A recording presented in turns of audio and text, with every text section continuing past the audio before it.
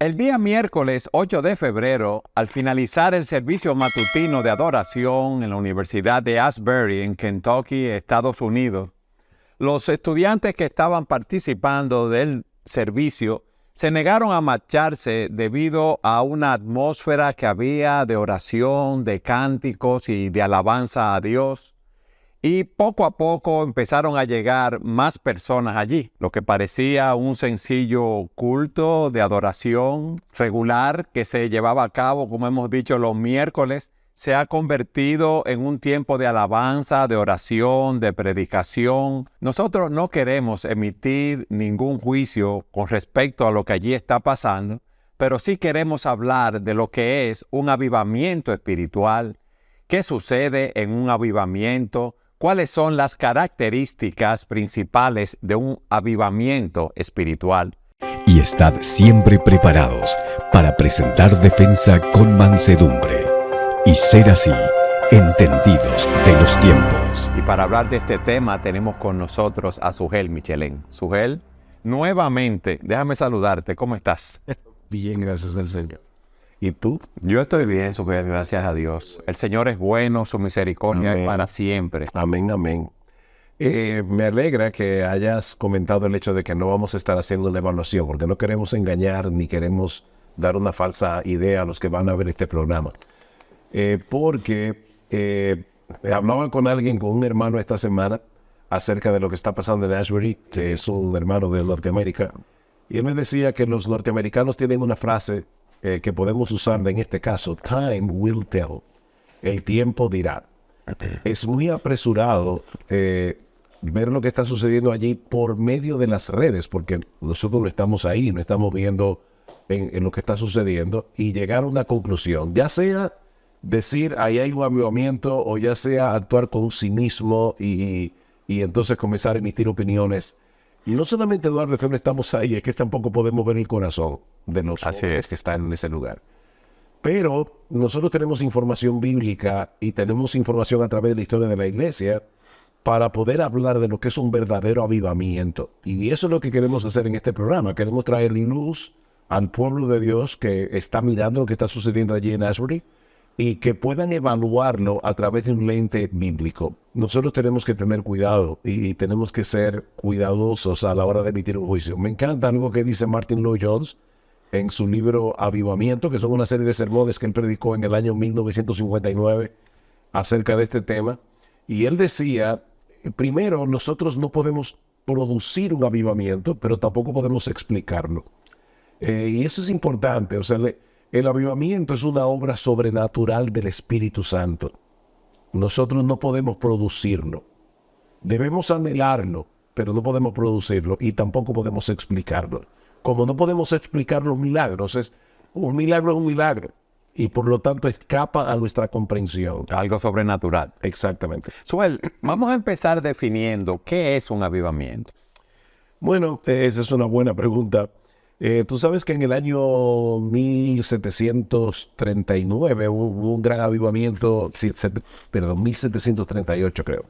Hubo un gran avivamiento en Northampton donde estaba Jonathan Edwards predicando la palabra. Jonathan Edwards no solamente fue un gran predicador del siglo XVIII, sino que al mismo tiempo fue uno de los hombres más brillantes que tuvo la colonia americana antes de convertirse en los Estados Unidos. Algunos dicen que el más brillante. Sí, pero pues sí, algunos dicen que es el hombre más inteligente que ha pisado el suelo americano en toda su historia. Sin embargo, era un hombre muy piadoso y a través de su predicación, Jonathan Edwards estaba preocupado porque esa idea de que el hombre tiene en sus manos la salvación era algo que preocupaba a Jonathan Edwards porque no es algo bíblico.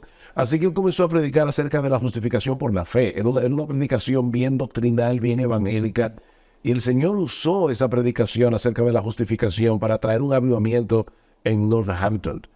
Y déjame leerte algo que dice Ian Murray, que es un estudioso de este fenómeno. De hecho, escribió un libro que se llama Avivamiento y Avivamientismo, diferenciando lo que es un avivamiento real de lo que es un avivamiento falso. Él decía que esta palabra, hasta mediados del siglo XIX, la palabra avivamiento, o sea, antes de que John Steeney redefiniera el avivamiento como una obra que puede ser producida por el hombre. Él decía, la palabra avivamiento lo usaba generalmente para referirse a periodos en los que Dios obra de una manera inusual, trayendo un despertar espiritual extraordinario. Y luego dice, es un derramamiento del Espíritu Santo que viene como resultado de la intercesión de Cristo, que resulta en un nuevo grado de vida en las iglesias y en un movimiento extendido de gracia entre los inconversos. Fíjate lo interesante de esta definición. Es el producto de la intercesión de Cristo. Nosotros sabemos por el Nuevo Testamento, Hebreos capítulo 7, que el Señor Jesucristo intercede por los suyos. Y como parte de esa intercesión de Cristo, el Espíritu Santo es derramado en una forma inusual. Y eso es un avivamiento. A mí me gustaría que tú nos explicaras cuáles son las características de un verdadero avivamiento. Porque cualquiera puede pensar que por ciertos hechos que suceden en un lugar ya eso es un avivamiento. Uno de los problemas que nosotros tenemos a la hora de tratar de definir el avivamiento es que nosotros tenemos en la Biblia relatos de momentos en que hubo un avivamiento en el pueblo de Dios. Sobre todo en el Antiguo Testamento. En el Nuevo Testamento tenemos Pentecostés, lo que sucedió cuando el Espíritu Santo fue derramado. El problema es que no siempre lo que es descriptivo es prescriptivo. O sea, el relato bíblico te describe lo que sucedió, pero no necesariamente te dice, esto es lo que siempre tiene que suceder cuando llega el avivamiento. Sin embargo, al mismo tiempo, nosotros podemos ver un patrón. Y a través de ese patrón decir, bueno, cuando ocurre un avivamiento, como dice Walter Kaiser, que es un estudioso del Antiguo Testamento, muchas veces el avivamiento es antecedido por un tiempo de mucha decadencia espiritual y moral. Sí, eso es lo que hace que se vea la diferencia. O sea, hay un tiempo de mucha decadencia y de repente el Espíritu de Dios se derrama y, como decía Ian Murray, ocurre un despertar de la gracia en la vida del creyente y muchos incrédulos vienen a la fe. Para que no tengas una idea, escucha esta cifra que da el doctor Martin Lloyd-Jones sobre un avivamiento que ocurrió hace muchos años atrás. Dice, había un gran predicador en Gales, ese es el caso de John Elias. Oye este dato. Se dice que desde 1730 hasta 1745, en los Estados Unidos, cuando se llevó a cabo el gran despertar bajo el liderazgo de Edwards, Nostenan y otros, unas 50,000 personas se unieron a las iglesias cristianas. Y Lloyd-Jones hace la salvedad.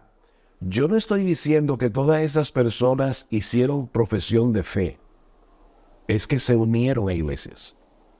O sea que puede ser que hubiese cierto emocionalismo y algunos pensaron que se habían convertido al Señor cuando no fue así. Sí, sin embargo, los avivamientos históricos no es el caso. Oye, este otro dato que lo dice el doctor Lloyd-Jones. Desde 1857 hasta 1859, en el gran avivamiento que se difundió en Estados Unidos, se calcula que 500,000 de personas se unieron a la iglesia cristiana.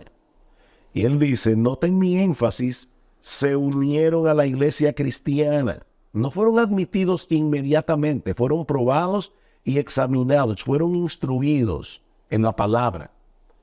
Y se evidenció que eran verdaderos creyentes con el tiempo. Entonces, por eso es que dice, time will tell. O sea, el tiempo nos dirá lo que está pasando ahí. Que debemos estar gozosos de ver a un montón de jóvenes en Kentucky leyendo las Escrituras. Claro que sí, porque la palabra de Dios sigue siendo poderosa y nosotros debemos orar para que allí haya una verdadera transformación que sea permanente en el tiempo. Debemos orar por eso, en vez de simplemente criticarlo con cinismo. Pero al mismo tiempo, Eduardo, ahí está mi punto, tenemos que ser cautelosos en no llamarle avivamiento a todo lo que parezca inusual en nuestras experiencias ordinarias en las iglesias. Debemos gozarnos, pero al mismo tiempo tenemos que ser bíblicos. Tú me hiciste la pregunta de cuáles son las características. Yo te había dicho primero es antecedido generalmente por un tiempo de mucha decadencia. En segundo lugar, la palabra de Dios de repente ocupa un lugar prominente. O sea, la predicación de la palabra, las verdades bíblicas toman ese lugar. ¿Qué pasó en el tiempo de Josías, el rey Josías? Descubrieron el rollo de la ley. Y cuando lo leyeron, Eso trajo una profunda convicción de pecado, que de paso es otra de las características de un verdadero avivamiento. Las personas llegan a sentir angustia, Eduardo, por su pecado. por su pecado. O sea, el terror de morir en condenación y de irse al infierno. Por eso es que un verdadero avivamiento siempre produce arrepentimiento. Siempre. Y un profundo sentido de la presencia de Dios, de la majestad de Dios, de la grandeza de Dios, que lleva a la adoración, a una adoración profunda, a una adoración genuina. O sea, las personas realmente están conscientes de lo grande que es Dios. Y en su presencia están adorándole, están exaltándole a través de himnos que tengan un verdadero contenido bíblico. Eso es lo que pasa en un verdadero avivamiento. Ahora, a mí me gustaría que tú expandieras un poco más esas características. Por ejemplo, cuando hablamos de una conciencia de la presencia de Dios. Porque sabes que muchas veces en los cultos de adoración las personas dicen, bueno, vamos a entrar ahora a la presencia de Dios con las alabanzas, los cánticos, las oraciones, la predicación de la palabra, en el tiempo que estemos aquí.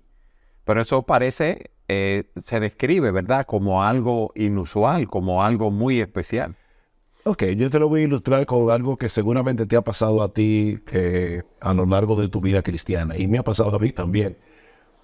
Siempre que el pueblo de Dios, la verdadera iglesia, se reúne en el día del Señor para adorarle, Dios está ahí. Dice Pablo en 1 Timoteo capítulo 3, la iglesia es la casa de Dios. De manera que aunque la presencia de Dios esté en todas partes, porque Él es omnipresente, Dios a través de la historia redentora ha manifestado su presencia especial en ciertos lugares. Lo hizo en el huerto del Edén, lo hizo en el templo cuando la nube descendió, en el tabernáculo anteriormente, Éxodo capítulo 44, o sea que 40. O sea que realmente la presencia de Dios se manifiesta de forma especial en ciertos lugares, en ciertos momentos. Y Dios ha escogido la iglesia, cuando la iglesia se reúne, para estar allí. Así que siempre que una iglesia verdadera se congrega, está en la presencia de Dios. Ahora, ¿no es verdad, Eduardo, que hay momentos, aún en nuestro devocional privado o aún estando en un servicio de adoración, donde tú percibes la presencia de Dios en una forma inusual? Sí, que hay si podemos usar esta palabra, una especie de gozo al ver la majestad, de éxtasis espiritual de estar en la presencia de Dios, en ese sentido, sí.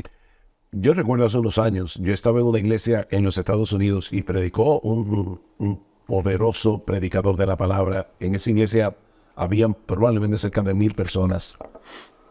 Él predicó, nunca se me olvida, y eso fue hace años, de Marcos capítulo 10, versículo 45. Eduardo, fue una predicación que si tú la comparas con otro tipo de predicación, tú dirías, bueno, ahí no pasó nada extraordinario. Este hombre predicó la palabra y la predicó fielmente. El texto que dice, el Hijo del Hombre no vino para ser servido, sino para servir y dar su vida en rescate por muchos. Eduardo, cuando ese hombre terminó de predicar la palabra ese día, y Salvador Gómez estaba conmigo ese día en esa iglesia, ahí no había un ojo seco. Fue algo que yo decía, Señor, yo quisiera experimentar eso más regularmente. Fue algo tan impactante. Salvador me cuenta que su esposa estaba recién parida, no estaba ahí ese día. Cuando él llegó a la casa, no podía casi ni hablar de lo que había sucedido ahí. Y ella pensó que le había pasado algo grave. Hay cosas que pasan que nosotros, para las cuales no tenemos una explicación. Que uno se siente como Isaías, cuando en Isaías 6, tú no puedes describir qué pasó ahí, Sujel. Cuando Isaías ve la gloria de Dios, los querubines alrededor de él. Bueno, Isaías, eso es un buen ejemplo. Isaías era un hombre de Dios. Probablemente era el hombre más piadoso que había en Israel en ese tiempo. Era una época de mucha decadencia. En el tiempo cuando muere el rey Usías. Usías reinó por 50 años. Imagínate tú, el pueblo debe haberse sentido huérfano ante la muerte de Isaías, de Usías.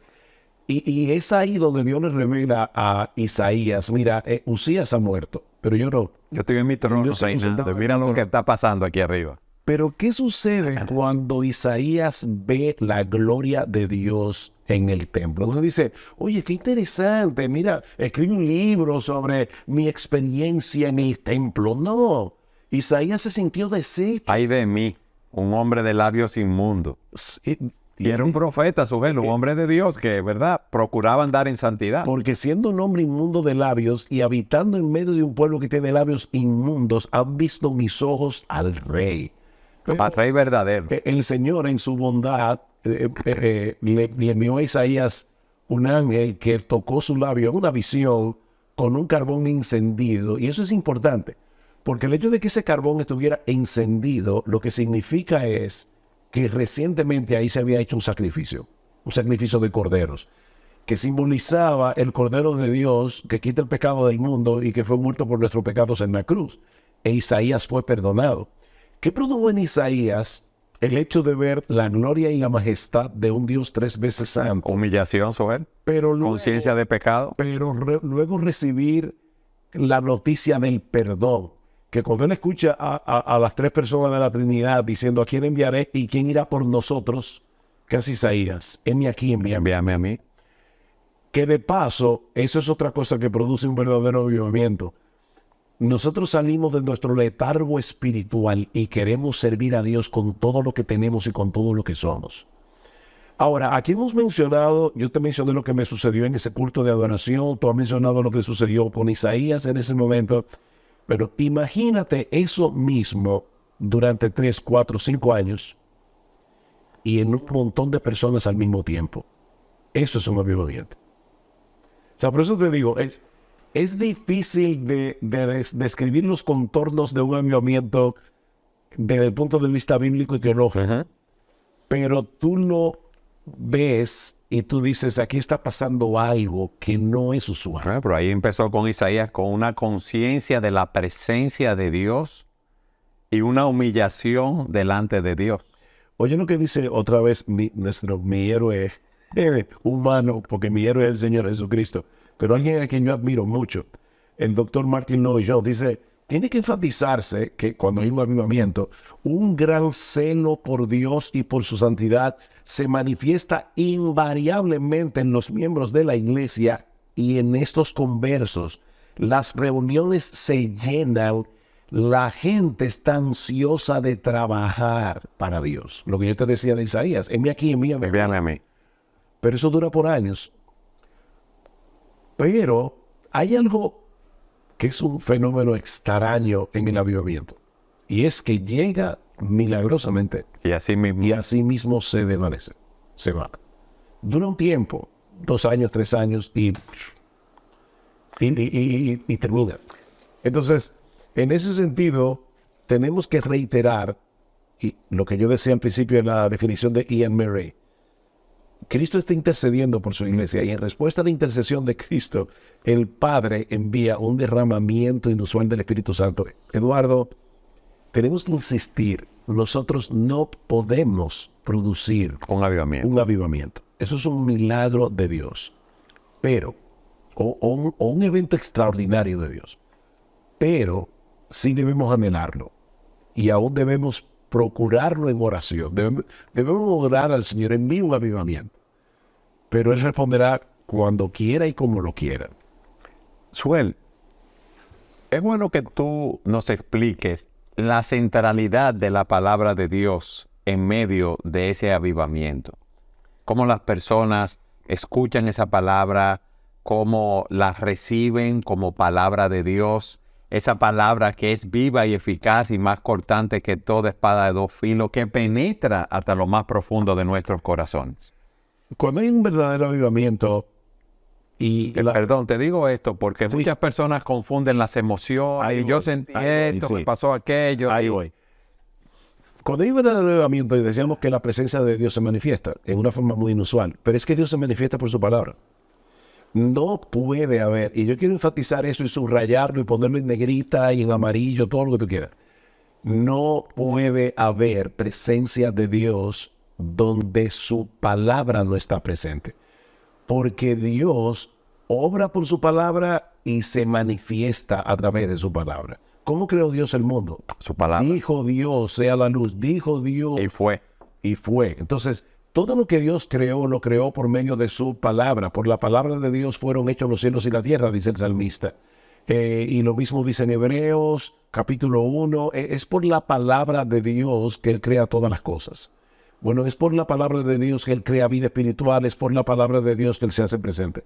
Así que no puede haber un verdadero avivamiento de presencia inusual de Dios donde no hay una presencia inusual de la palabra. Donde se predica la palabra hay un llamado al arrepentimiento y la fe, a la oración, a dedicar su vida al Señor.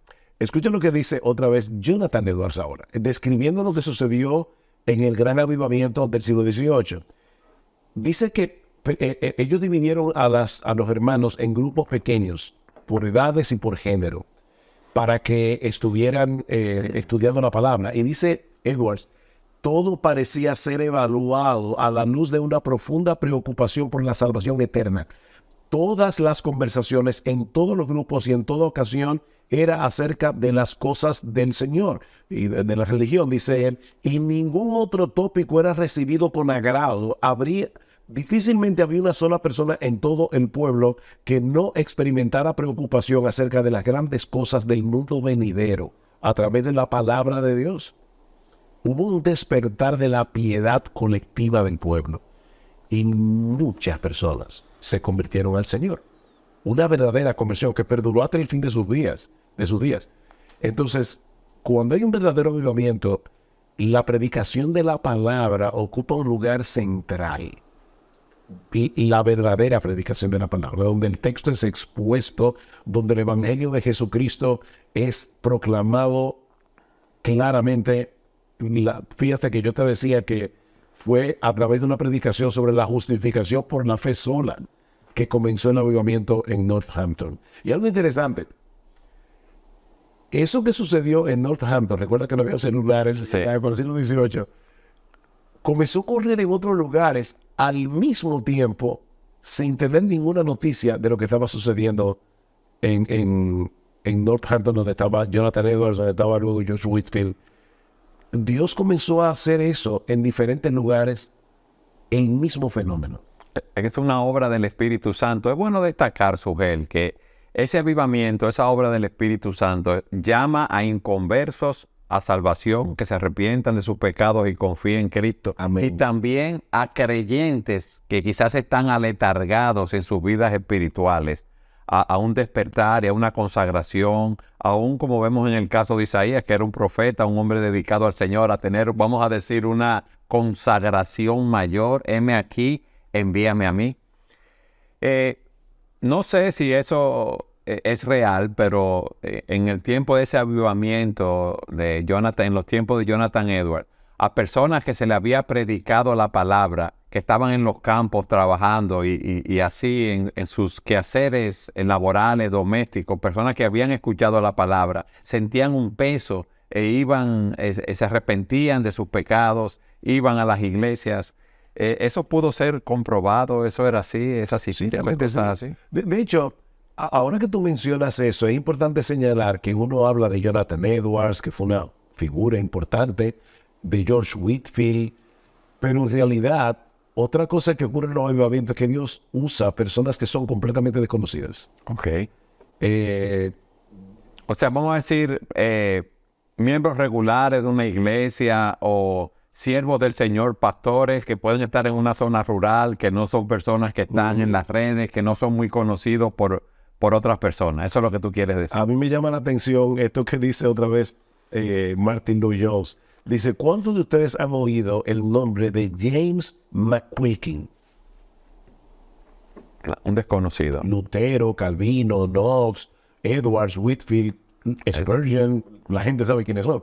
Dice, bueno, Él fue el hombre que Dios usó en Irlanda del Norte hace 100 años. Claro, 100 años ya hace más de 200, porque John dijo eso en 1959. James McQuilkin era un hombre muy ordinario, pero Dios lo tomó y empezó a usarlo. Fue exactamente lo mismo que sucedió en Gales, que Dios usó a otro predicador llamado David Morgan. ¿Quién es David Morgan? No sabemos. Que de paso, Eduardo, es algo que hemos insistido más de una vez en este programa. No solamente en tiempos de avivamiento, sino en tiempos ordinarios, el Señor está edificando su iglesia en el mundo entero a través de miles y miles de hombres piadosos que nadie conoce. Que están predicando fielmente la palabra. Que no son famosos, no salen en YouTube, no van a conferencias multitudinarias, pero son hombres de Dios que están predicando fielmente la palabra. Y si alguien nos está viendo y es miembro de una iglesia, tal vez pequeña, quién sabe a dónde, con un hombre que nadie conoce, mire, mi hermano, si tu pastor es un hombre fiel, un hombre que predica la palabra fielmente, que predica el evangelio de Jesucristo, dale gracias a Dios por ese hombre, aunque solamente los miembros de esa iglesia lo conozcan. Porque es a través de esos hombres que Dios está haciendo su obra, no es a través de celebridades, no es a través de hombres famosos, es a través de esos hombres.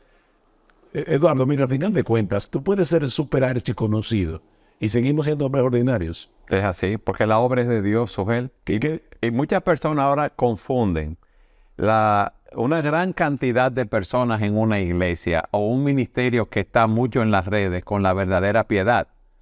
Y lo que debemos medir es la vida espiritual de los miembros que están en la iglesia para poder evaluar el trabajo que ese pastor está haciendo. Si esos miembros están creciendo en la gracia y el conocimiento de Jesucristo, porque ese pastor, aunque tenga 20 miembros, 40 miembros, 60 miembros, va a dar cuenta a Dios por esas ovejas que Cristo compró con su sangre y la puso bajo su cuidado. Amén, amén. ¿Cuál debe ser nuestra oración para volver otra vez a Ashbury?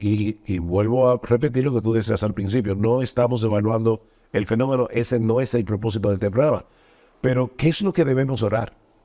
Debemos pedir al Señor que todos esos jóvenes ahora vuelvan a sus iglesias cuando termine todo esto y en la vida ordinaria continúen manteniendo su piedad, continúen siendo miembros fieles de sus iglesias locales y esperamos que se unan a iglesias donde el evangelio de Jesucristo sea fielmente predicado, donde los hermanos sepan cómo unir los puntos entre ese evangelio y nuestra vida diaria, el evangelio y mi paternidad, el evangelio y mi relación con mi esposa, el evangelio y mi teología del trabajo, el evangelio y mi involucración en la iglesia, el evangelio y mi preocupación por los perdidos. Ayer decíamos a nuestra iglesia, cuando una iglesia o un creyente no tiene la conciencia y la carga de que en el mundo hay 2.5 billones de personas que nunca han oído el evangelio de Jesucristo, que están muertos en sus delitos y pecados, que viven sin esperanza y sin Dios en este mundo. Si eso podemos contemplarlo con apatía, nosotros necesitamos un avivamiento. Eso fue algo que leí de algo que tu mujer me envió, porque Patricia me envió. Y estaba mirando, y lo compartí con la iglesia anoche. O sea, miren cuando una iglesia necesita un avivamiento. O cuando un creyente necesita un avivamiento. Algo que no hemos mencionado, que suele ocurrir en los avivamientos, es que hay un cambio moral en la sociedad. Eso es, yo sé que puede ser subjetivo, pero muchas veces a través de la historia de la iglesia, cuando hubo un avivamiento, la sociedad cambió totalmente. Estaba leyendo de un hombre en Gales que llamado John Elias, otra vez. Un desconocido. John Elias. Pero resulta que en Gales había una feria donde se practicaba todo tipo de vicio, de pecado. Bueno, resulta que John Elias predicó un sermón en la feria. ¿Y sabe lo que sucedió? La feria tuvo que cerrar. De la gran cantidad de personas que llegaron. No, y que ya nadie quería eso. Ok, los intereses cambiaron de las personas. Y la feria tuvo que cerrar. Entonces, eso sucede a nivel más macro en la sociedad cuando ocurre un avivamiento. hay un cambio, porque ese sentir de la presencia de Dios aún puede producir, Eduardo, cambios que no son de conversión, pero sí de transformación, por lo menos temporal. Okay. Y el pecado disminuye. Lloyd Jones da datos en su libro Avivamiento, donde los juicios, las cárceles comenzaron a disminuir porque ya no La había- delincuencia, la la criminalidad. delincuencia cayó por un tiempo, porque el hombre es pecador y el hombre está dañado y muerto en sus delitos y pecados. Pero es como que hay una obra tan sobrenatural y especial del Espíritu Santo que va más allá de las fronteras de la iglesia. Y debemos estar orando por esto, Sujel, continuamente, que podamos poner la mira en las cosas de arriba, donde está Cristo sentado a la diestra de Dios, y no en las cosas de la Amén. tierra. Que podamos pasar más tiempo leyendo las Escrituras, orando, testificando, predicando el Evangelio, que en las redes, como tantas personas pasan horas y horas allí.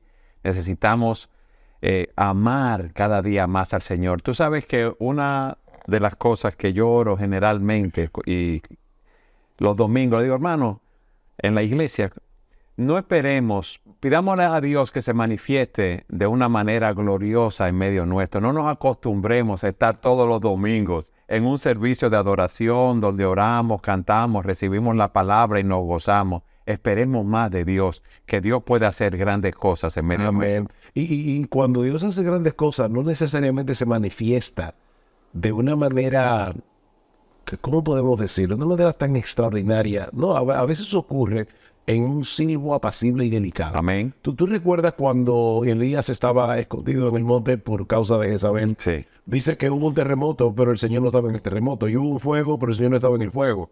Y hubo un sonido y el Señor no estaba en ese sonido. Dice, de repente se sintió un silbo apacible, y delicado, y Elías se postró porque reconoció la voz de Dios.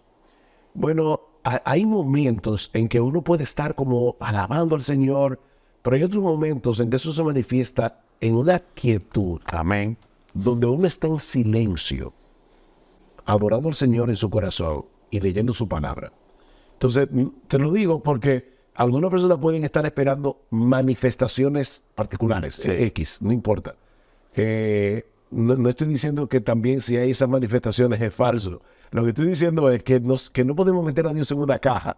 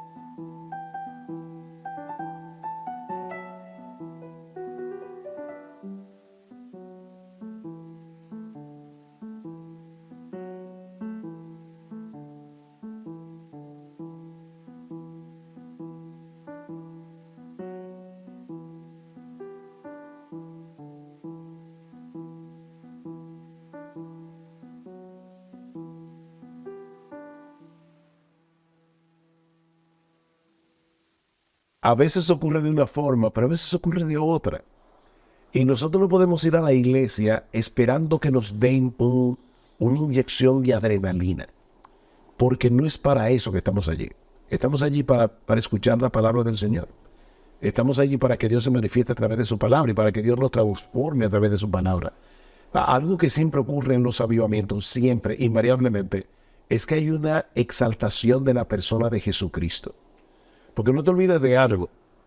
El Padre planificó todas las cosas para que su Hijo sea exaltado. Exaltado y glorificado. Entonces, cuando Dios está obrando, Jesucristo es puesto en alto. Y hay una pasión por el Señor Jesucristo. Amén. Quiere el Señor darnos eso en nuestras iglesias y en nuestra vida personal. Amén. Suel, gracias por traernos esos principios y esas características de lo que es un verdadero avivamiento conforme a lo que dice la palabra de Dios. Amén. Y gracias a todos ustedes por habernos acompañado en un programa más de Entendiendo los Tiempos.